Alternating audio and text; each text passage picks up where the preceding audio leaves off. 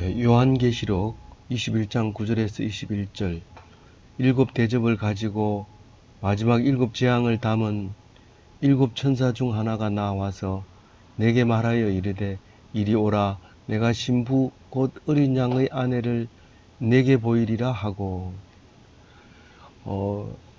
이제 오늘 23일, 24일, 25일 이 3일 이제만 묵상하면 요한계시록을 다 묵상합니다. 22장까지 있으니까요. 그런데 오늘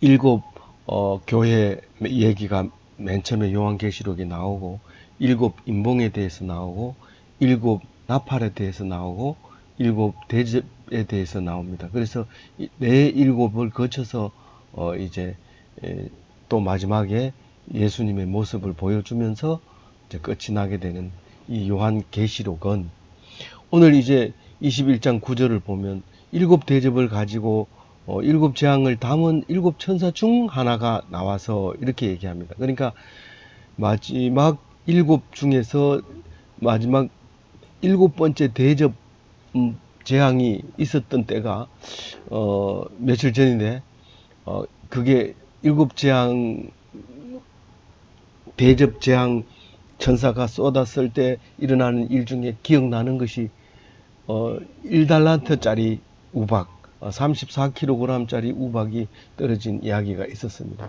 지나간 이야기지만 그 일곱 대접을 가진 천사 중에서 한 사람이 일곱 천사가 있었는데 일곱 천사 중에 누군가가 한 사람이 하는 말이 무슨 말을 하느냐 하면 내 신부 곧 어린 양의 아내를 내게 보이리라 그렇게 얘기합니다. 내 신부라고 하면 그러면 천사인데 내 신부라고 얘기했는데 그럼 내가 누구냐? 천사잖냐? 천사인 것처럼 보이지만 사실 읽어보면 예수님인 거죠. 그래서 예수님의 신부를 예수님이 보여주는데 천사의 모습으로 나타나는데 그 천사도 여러 가지가 있지만 그 중에서 일곱 대접을 가진 천사 중에 하나인 것 같다. 이 사도 요한은 그렇게 생각을 하고 있는 거죠. 이제 에스겔서나 이런 그 예언서에서 나타내는 이 환상적인 것은 상당히 체계적으로 되어 있지만 요한계시록은 엄청 짜임새 있는 그러니까 차곡차곡 잘 짜여놨는데 우리는 잘 짜인 거일수록 머릿속에 안 들어갑니다. 우리가 교수가 공부를 많이 한 교수가 학생들에게 많은 것을 가르쳐 줄 거라고 생각하지만 사실은 그게 훨씬 어렵습니다. 잘 정리되어 있으면 학생은 더 어려워합니다. 근데 공부를 하나도 안 하고 와가지고 참 이거 가르쳐 줄 게가 준비가 안 돼 있는 상태에서 학생들을 만나가지고 교감을 하다 보면 학생들이 엄청 좋아하고 그 시간을 활기 있게 보내는 걸 볼 수 있습니다. 진짜 준비해가지고 오면 학생들은 졸죠. 그리고 교수는 힘들죠. 이제 그거나 마찬가지로 요한계시록은 사도 요한이 엄청 체계적으로 잘 정리된 환상인데 오히려 다른 계시를 기록한 거 환상을 기록한 거에 비하면 굉장히 체계적이지 못해 보입니다. 엉뚱하게 껑충껑충 뛰어가는 것처럼 보이는데 그렇지 않고 잘 정리되어 있는 겁니다. 그래서 성경의 제일 마지막에 너희들은 모든 성경을 다 읽고 난 다음에 계시록을 읽으라. 그겁니다. 그러니까 이 성경 속에는 과거에 있는 모든 성경이 속에 다 들어있거든요. 그래서 신부가 어린 양의 아내를 말하고 있다. 이렇게 얘기를 하고 있습니다. 그러면서 사도 요한에게 내가 보여주겠다. 그런데 가보니까 뭐가 있어요? 10절에 보면 성령으로 나를 데리고 크고 높은 산으로 올라가 하나님께로부터 하늘에서 내려온 거룩한 성 예루살렘을 보이니 예루살렘 성이 예수의 신부고 어린 양의 아내였다는 거죠. 그러니까 그만 우리가 어느 정도라야지 이건 너무 심하다. 요한계시록은 너무 심해서 도대체 알 수 없는 그 환상이다. 그래서 그만 대충 읽든지 아니면 안 읽든지 아니면 누가 해석하는 것만 듣든지 그렇게 되어 있습니다. 실제로 이게 어렵기 때문에 우리가 이걸 말씀을 듣고 난 다음에 돌아 앉아서 나는 이런 은혜를 받았다, 나는 저런 은혜를 받았다, 이렇게 얘기하기가 굉장히 어렵습니다. 이게 도대체 그 말이 맞는지 아닌지 이렇기 때문에. 그래서 요한계시록은 그냥 듣고, 또 그리고 본인이 철저하게 본인이 은혜 받는 게 요한계시록이다. 요한계시록에서 은혜 받았다고 큰 소리 치면 사람이 이상하게 생각합니다. 그러나 진짜로 은혜 받으려면 요한계시록에서 은혜를 받아야 된다. 제가 이제 감히 그렇게 말하고 있는 거죠. 나를 누가 데리고 높은 산으로 올라가요? 나를 산으로 올라가는 게 성령이에요. 이 성령이 결국은 말씀이고, 말씀이 곧 예수님이고, 예수님이 하나님이고, 그렇습니다. 그러니까 너무 복잡해요. 난 모르겠어요. 이렇게 합니다. 그래서 이 계시록 할 때는 듣기만 해야 돼요. 그래서 이 높은 산으로 올라가지 않으면 이 볼 수 없어요. 거룩한 성을 볼 수 없어요. 근데 이게 높은 산이 보통 높은 산이 아닙니다. 뒤에 읽어보면 보통 높은 산이 아닌데, 어쨌든 꿈이니까요. 꿈이니까 조금밖에 안 올라갔는데 온 천지가 다 보이기도 하고, 조금밖에 안 들어갔는데 막 깜깜하기도 하고, 그게 꿈이잖아요. 그게 환상이잖아요.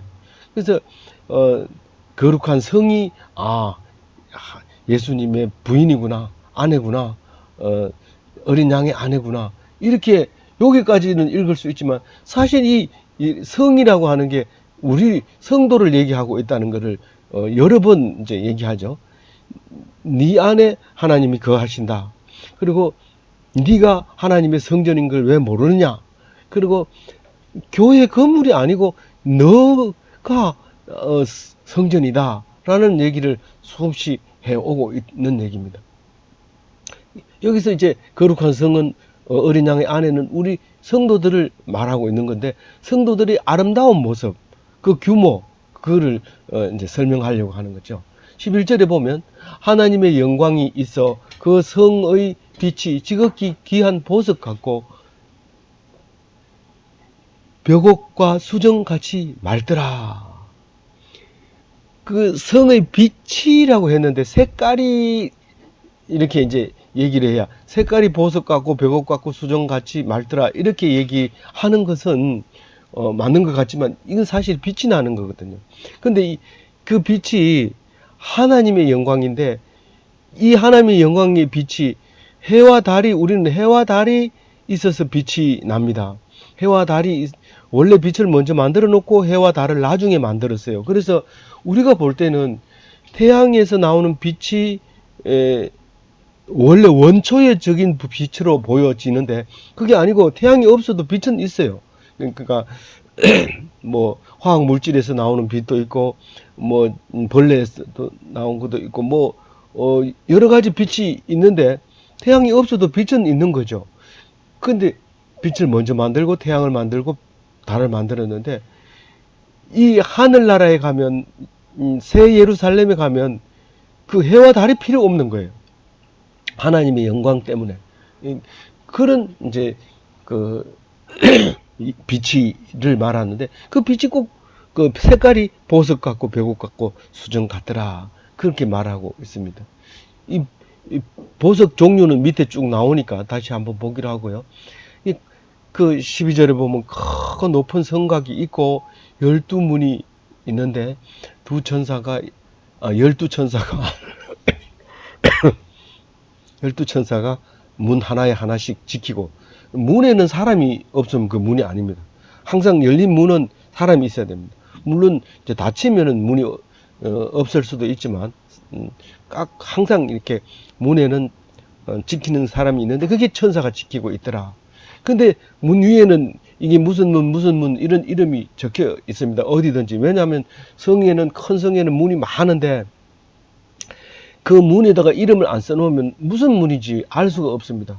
성문에서 만나자 할 때 그 문을, 이름을 정확하게 얘기해야지, 안 그러면 전혀 다른 데 가가지고 만날 길이 없게 되는 겁니다. 그래서 이름이 굉장히 중요한데, 그게 12문 이름이 12지파의 문이더라, 이름이더라, 그렇게 환상을 보여주고 있습니다.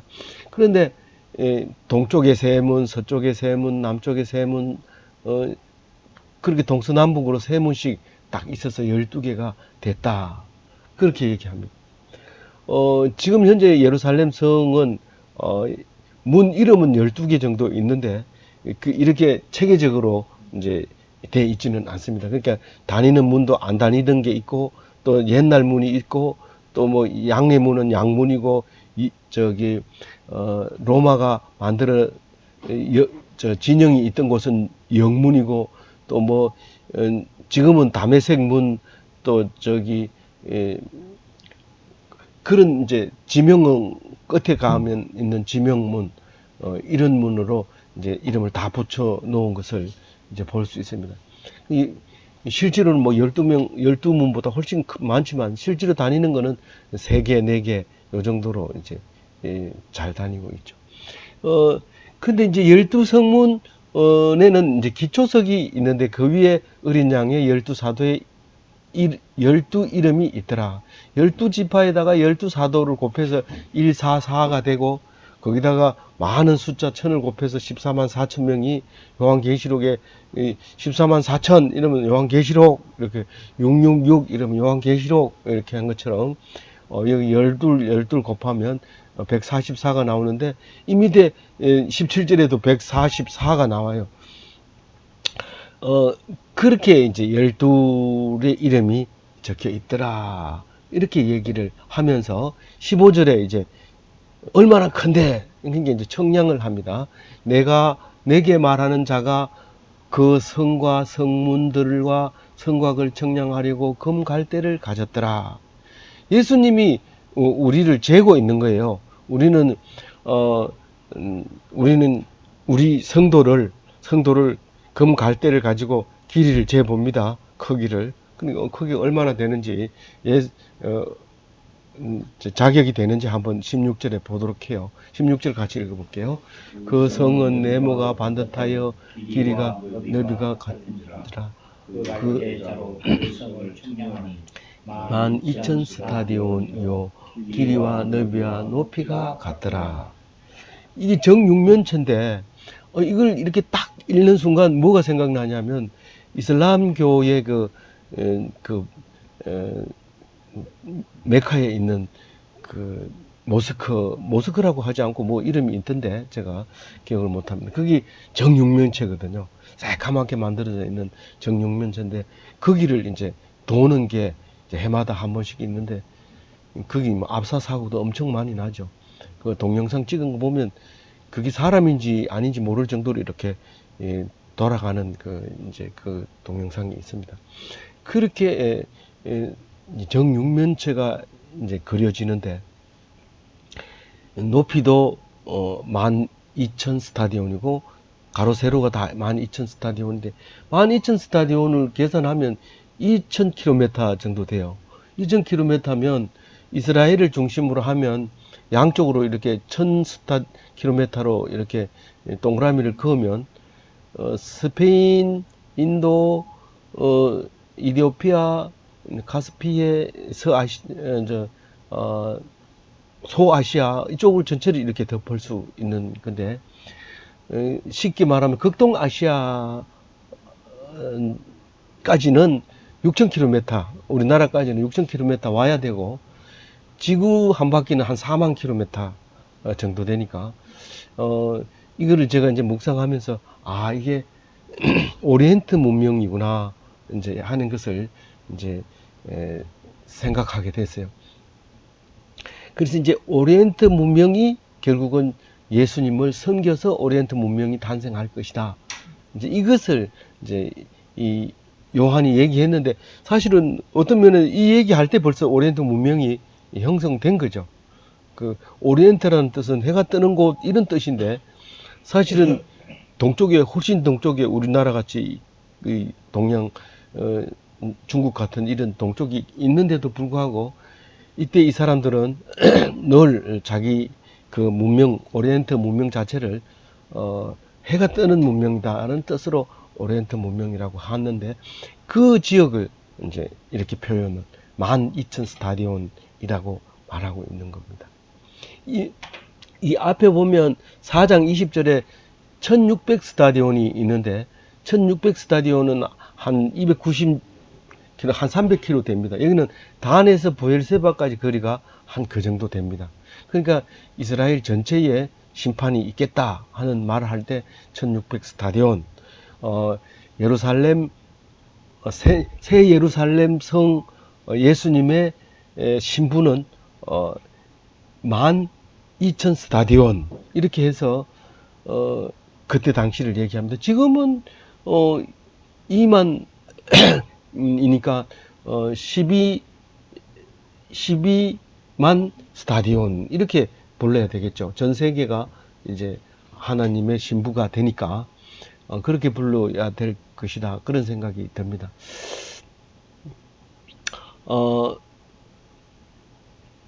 그 성곽을 청량하니까 114 규빗이더라. 사람 청량 곧 천사의 청량이니라. 이 사람 청량, 천사의 청량이 뭘까?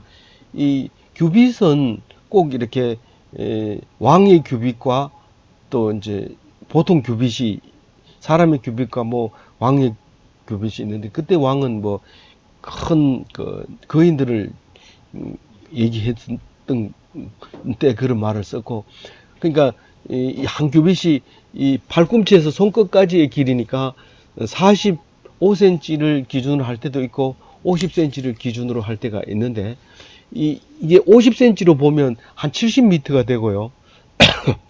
뭐 그보다 작게 잡으면 그보다 작을 수가 있는데 어쨌든 그 사람의 규빗이 천사는 우리가 못 본 수가 있기 때문에 천사는 사람의 모습으로 주로 나타날 수 있기 때문에 그냥 사람의 규빗 이러면 45, 50 되는 사람 별로 많지 않다 이렇게 이제 보면 한 70m가 됩니다. 2000km 되는 성에 70m 되는 성곽이 있다는 것은 뭐 그렇게 큰 건 아니지만은 우리가 70m라고 하면 크죠. 엄청 크죠. 보통 성곽은 한 5m, 뭐 큰 거는 10m 이 정도 만리장성에도 그 정도밖에 안 될 것 같은데 이게 큽니다.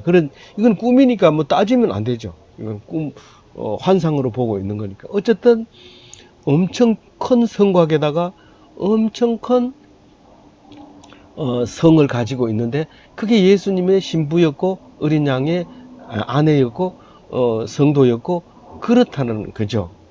그러니까 이제 18절에 보면 이제 그 설명이 나옵니다. 성곽은 벽옥으로 쌓였고 우리가 그 요즘은 참 잘 사니까 옥으로 만든 찜질방에도 가가지고 밤새도록 있어도 몇천 원 안 줘도 그 있을 수 있는데 이때 이제 그 옥으로 이렇게 다듬어 가지고 성곽을 이렇게 만들었어요. 이게 값으로 치면 얼마나 될까요?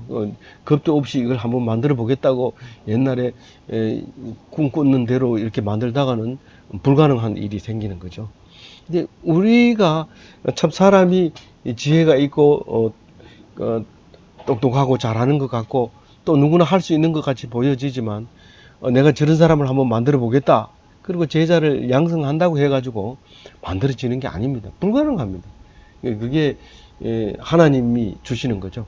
사람을 만든다고 해도 불가능하고 이 사람을 꼭 하나님 믿는 사람으로 만들겠다 한다고 해도 어려운 겁니다. 그래서 우리가 교회 다니는 사람은 하나님이 기적으로 교회가 나오고 진짜 잘 믿는 사람 하나 나온다는 것은 이 벽옥으로 만든 성곽보다도 훨씬 더 귀하고 가치 있는 거죠. 근데 성은 정금인데 이랬을 때 성은 성벽을 얘기하고 있는 거죠.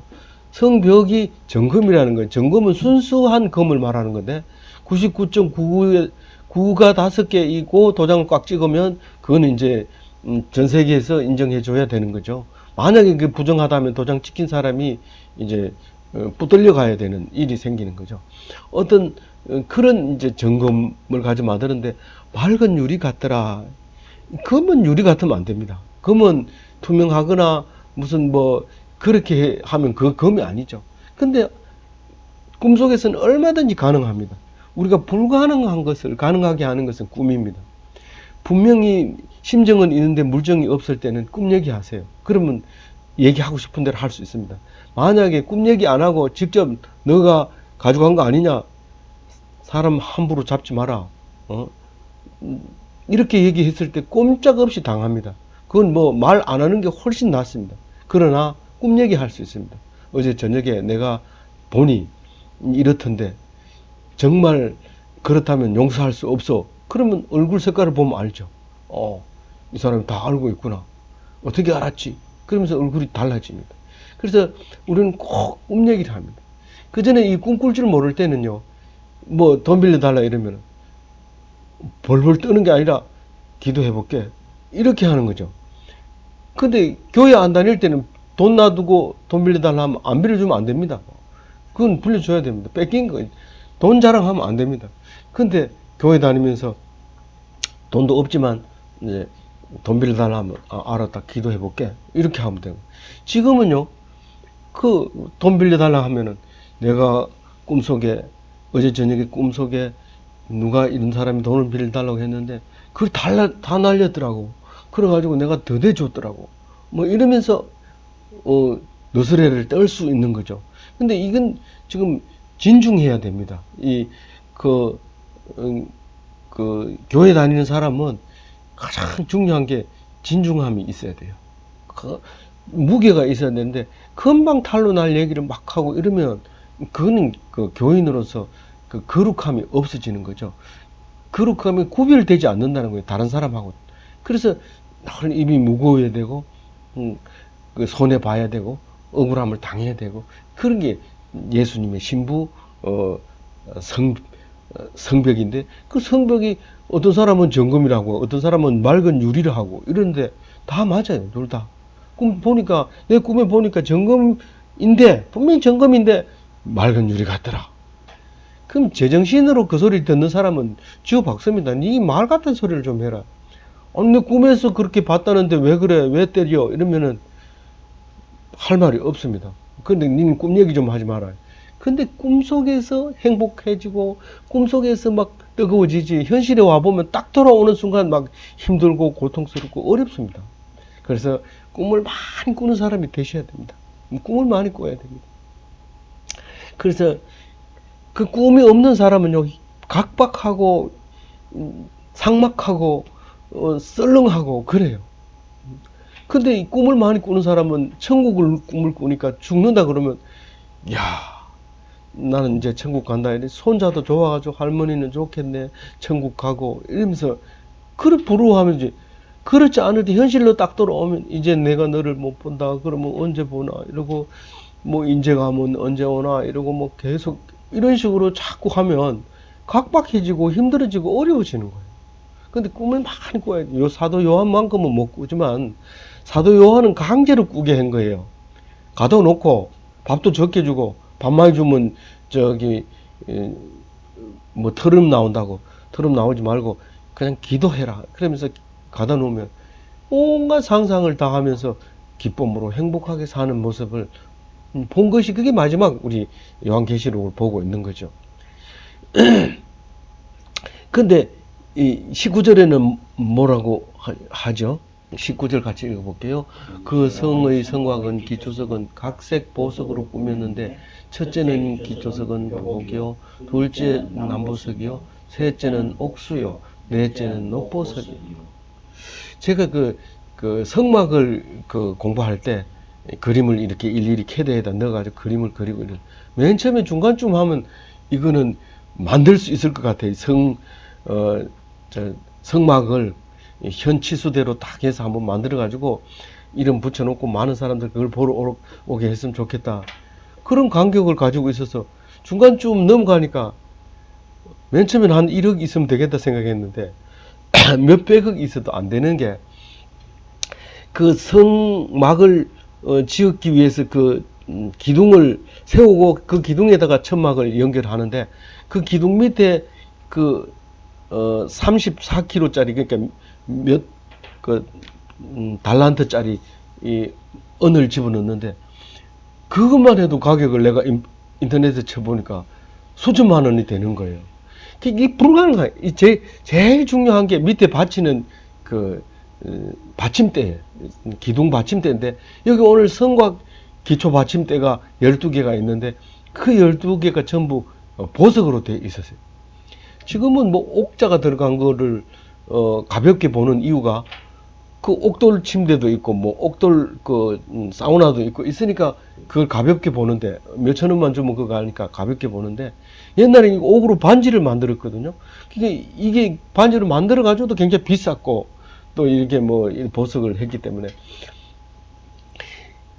엄청 비싼 거를 지금 표현하고 있는데, 우리가 볼 때 좀 시시하게 봐서 그렇지 엄청 비쌉니다. 이게 첫째는 벽옥이라 했는데 영어로는 제스퍼래요. 이게 어쨌든 뭐 여러 가지 색깔을 가진 보석, 이게 둘째는 남보석, 사파이어로 번역되고, 셋째는 옥수, 이건 뭐 잘 모르는 거예요. 이 흐린 회색이고, 넷째는 녹보석, 에메랄드, 그 다음에 다섯째는 홍마노, 이게 붉은 줄마노라고도 표시하고, 여섯째는 홍보석, 모르겠어요. 이거는 잼스톤이라 했는데, 일곱째는 감남석, 황금색이래요. 그리고 여덟째는 노곡, 연초록색, 값비싼 돌 이래 놨는데, 뭐 그 정도밖에 정보가 없다는 뜻이죠. 담황옥, 푸르스름한 노란 보석, 열째는 비치옥, 초록색 보석, 11째는 청옥 하이신스, 12째는 자수정, 보라색 값비싼 돌. 자수정 동굴도 여기 가까운 데 있더라고요. 어디가 가깝냐면 울산 가다 보면 어디 자수정 동굴이 있더라고요. 그건 이제 요즘 외국 사람들이 들어와가지고 서커스도 하고 그 동굴 안에서 그래가지고 참 돈은 안 받는데 그 하고 엿 팔고 이렇게 하는데, 그 자수정 동굴이 일본 시대 때는 엄청 그 부자를 만들어 주기도 하고, 이제 그런 역사가 또 그 성 안에, 굴 안에 다 기록이 되어 있는 걸 봤습니다. 뭐 이게 우리하고 뭔 상관이 있느냐? 상관이 있어요. 눈은 초롱초롱하고, 입은 말도 잘하고, 코는 냄새도 잘 맡고, 귀는 잘 듣기도 하고, 그게 전부 보석이에요. 하나하나. 그럼 우리가 시시하게 보고 넘어갈 게 아니라 전부 보석으로 만들어 놨는데, 그래가지고 뭐 다른 성경에도 네가 보석이다 보석이다 이런 말을 많이 했지만, 이거는 자세하게 표신. 누가 꿈을 꾸고 이 사도 요한처럼 자세하게 적는 사람이 어디 있어요? 그게 꿈 얘기라고 생각하고 그냥 지나가 버리지. 근데 이 사도 요한은 기록하라 기록하라, 기록하라 소리를 사도 요한, 다른 성경에도 기록하는 얘기가 많이 나오지만, 특히 이제 그 예레미야서라든가 이런 데는 그 자기 이제 제자를 두고 또 서기관을 두고 기록하기도 하고 이러지만, 여기서는 기록하라는 거예요. 먹어버려라. 말씀을 먹어버려라. 기록하라. 임봉해라. 뭐 이렇게 그렇게 얘기를 하는데, 이 말씀을 그만큼 중요시 여기는데, 이 기록을 하라는 이유는 지금 해가지고 말을 안 듣는다는 거예요. 말 꿈꾸고 나가가지고 얘기해가지고 100명 얘기하면 한 사람 들을까 말까 하다. 근데 기록을 해라. 그러면 100년이 지나가면 그 중에 몇 명은 나온다. 그러니까 기록을 하라는 거예요. 이 말을 듣고 알아듣는 사람이 있다. 그게 바로 내 신부다. 그 얘기를 지금 하고 있는 거예요. 그래서 이 말씀을 일일이 기록하는, 우리가 볼 때는 시시하다고 생각하는 건데 그게 보석이라는 거예요. 시시하다고 생각하는 그게 바로 보석이다라는 거죠. 그래서 시시한 거를 시시하게 여기지 않고 정말 그 자세히 들여다보고 거기에 들은 특색을 보면서, 나는 빨간색도 있지만 에메랄드색도 있고 또 사파이어색도 있고 하이신스색도 있고 보라색도 있고, 그렇게 내 속에 들어있다는 거예요. 그게 다 보석이라는 거예요. 내가 만든 보석이다. 그게 예수님의 신부로서 갖춰야 될 빛깔이다. 이렇게 말하고 있는 거죠. 그래서 자살하면 큰 죄를 짓게 되는 거예요. 21절 다 같이 읽어봅니다. 그 12문은 12진주니 각 문마다 한 개의 진주로 되어 있고 성의 길은 맑은 유리 같은 정금이더라. 성의 길은 성벽 위에 난 길을 말하고 있는 것 같아요. 그 성문은 진주로 진주문이고, 이게 진주문, 다른 사람은 이 성경을 읽고 찬송가도 만들고 이야기도 만들고 이렇게 해서, 야, 12문이 있는데 진주문이 있는데, 이 성경을 안 읽었을 때도 옛날 전에 내려온 말을 들어봐도 12진주문 이런 소리를 들어봤는데, 그게 성경에서 나왔다는 사실을 우리가 알 수 있어요. 근데 목소리는 빨리 전달되고, 이 극동으로 이렇게 전해질 때 목소리는 말로 전해지는 건 빨리 전해지지만, 이 책으로 전해지고 읽혀지고 글자로 바뀌어지는 거는 이렇게 오랜 동안 시간이 걸린 거죠. 수천 년이 걸려서 이제 한국어로 기록이 돼서 우리가 이렇게 읽고 행복해 하는 것을 이제 알 수 있는데, 그게 이제 이미 들어와 있는 제사 지내는 모습도 다 이게 닮은 것이, 그게 전해져 내려온 것 때문에 그렇게 빨리 전해졌고 글자만 늦게 온 거죠. 그래서 이 새롭게 보고, 늘 성경을 볼 때마다 새롭게 보는 것처럼 성경이 늦게 들어오는 바람에 이게 새롭게 읽혀진 것 뿐이지 사실은 미리 다 들어왔다는 거죠. 그래서 여기도 마찬가지로 정금 같기도 하고 유리 같기도 하고, 같더라 이랬지 유리다 이렇게 하지 않습니다. 요한계시록을 묵상할 때는 항상 이라고 생각한다, 그렇더라, 같게 느껴진다, 요 정도로 해석해야 되지, 이거를 말한다 이렇게 말하면 그건 또 잘못된 거죠. 딴 길로 가게 되는 거죠. 아무쪼록 우리가 예환계시록으로 말미암아 기뻐하고 행복하고, 참 길이 없는데 길이 보이고 배고픈데 풍성하고, 그런 멋진 기독교인의 삶을 사시기를 바랍니다.